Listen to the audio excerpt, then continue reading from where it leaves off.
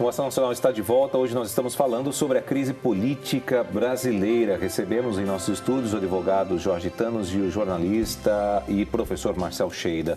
Bom, a gente estava falando um pouquinho, deixamos uma questão da partidarização no bloco anterior. Eu gostaria que você continuasse para nós, Thanos, explicando isso para nós. Eu acho necessário explicar um pouquinho mais o funcionamento do judiciário e o acesso ao judiciário. Então, nós temos a visão de que o Supremo, ele representa uma corte política, né? E como o Cheida disse anteriormente, é verdade.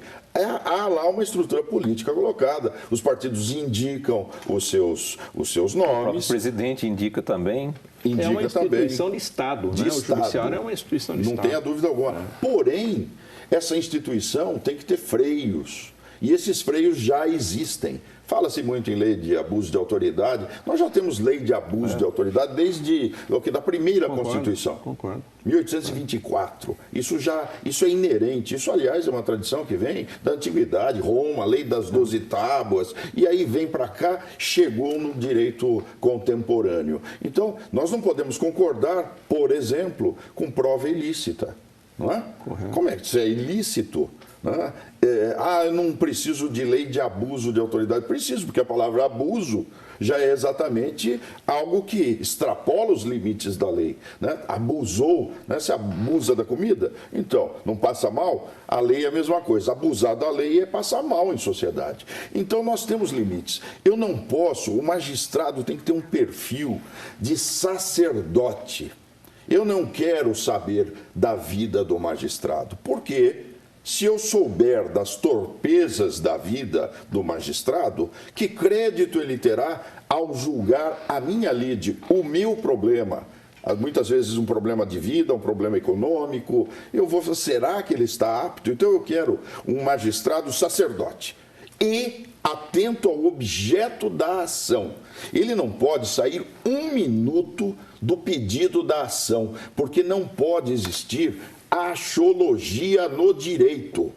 Você quer ver um exemplo?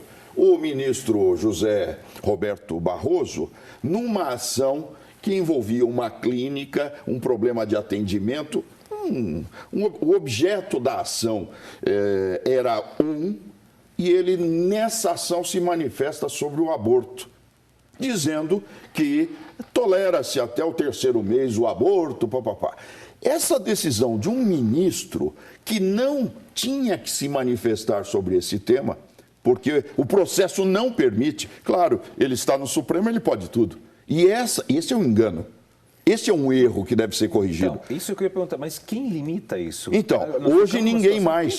As instituições estão poderosas. O Judiciário está poderoso, o Ministério Público está poderoso e até o Legislativo está poderoso, porque não se esqueçam que o Renan Calheiros deu lá uma reviravolta num determinado momento, enquanto era o presidente do Senado, e segurou uma possível prisão, né?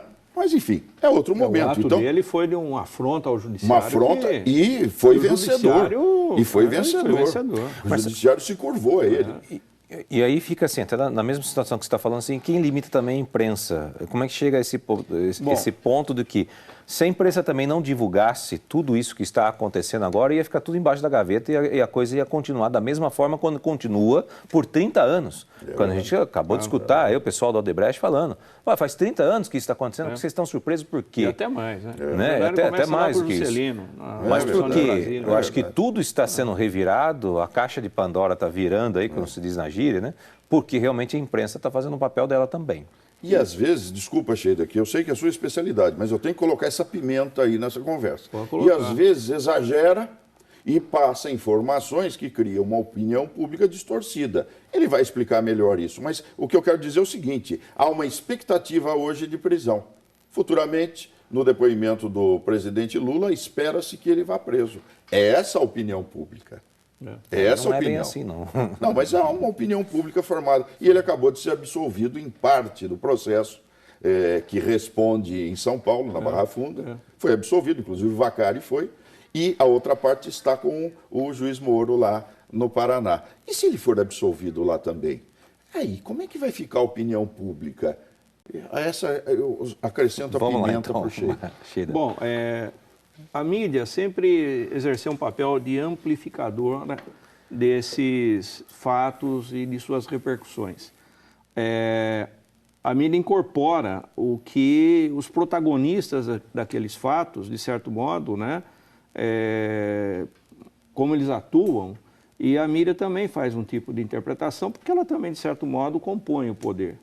Agora, eu queria relacionar a mídia, os jornais, de modo geral, e agora nós não podemos falar só sobre jornalismo, porque a internet hoje é um grande sistema midiático, né, em que se espalha informação de uma forma veloz e muito sem checagem, muito sem procedência, o que também acentua esse estado de percepção de que as coisas são, mas não são. Antes da internet também existia isso. Nós vamos ver em diversos... Por exemplo, se a gente pegar em 54 o suicídio do Getúlio, o que a mídia fez, controlado pela oposição ao Getúlio, né, que levou a... Talvez o político que mais honrou o próprio cargo foi o Getúlio no Brasil, né, pelo ato radical que ele tomou do suicídio. Mas a mídia sempre vai amplificar. Agora... há um problema de... Isso não cria de fundo, muita expectativa? Não? Cria, mas claro que cria, principalmente quando você tem um estado emocional alimentado por essa crise. Então as pessoas estão muito mais, vamos dizer assim, sensíveis a recepcionar a informação negativa. Isso ocorre desde uma família. Se uma família entra numa crise, num estado emocional lá fragilizado, qualquer informaçãozinha, por menor que seja, já adquire uma certa proporção que... Sim, cria uma dimensão totalmente maior do que aquilo que é. Agora, uma questão de fundo que eu vejo é que o Brasil nunca foi uma democracia. O Brasil começa a ser uma democracia, tenta começar em 46... e sofre a ruptura de 64. Sim. Quer dizer, não houve tempo para amadurecer o processo. Um período longo. E agora, de 88 para cá. Ocorre que, ainda que com a Constituição de 88, que eu acho ela muito importante nesse aspecto, a democracia é algo que vai se aprendendo pelos processos de erros. Porque não existe uma fórmula para dizer, faça a democracia desse jeito. Os Estados Unidos, na formação... no século XVIII, cria um conceito que é muito fundamental, que vai se irradiar pelas democracias modernas, que é o conceito de peso e contrapeso. Isso. O Brasil ainda não amadureceu esse conceito na perspectiva jurídica e na perspectiva política. Por quê? Você vê uma relação muito fisiológica e clientelista entre os três poderes. Se você verificar o que um juiz, às vezes até um ministro, consegue de favor de um poder executivo ou de um poder legislativo, e reciprocamente isso ocorre... Vou te dar um exemplo objetivo. É o tal do jeitinho brasileiro? Não, mas sabe o que ocorre, Júnior? Eu sou contra isso. Se você avaliar quem repassa as verbas para o judiciário, o Estado, a União, para o Legislativo. Então, isso cria um sistema que... De favores. Olha, agora mesmo nós tivemos aí um problema na Justiça de maneira geral. A Justiça do Trabalho estava quebrando. Aí soltaram uma verba, acho que foi no governo Temer, o presidente ainda era o Ricardo Lewandowski, o ministro, foi lá, conseguiu uma verba, pronto, está todo mundo respirando. Por quê?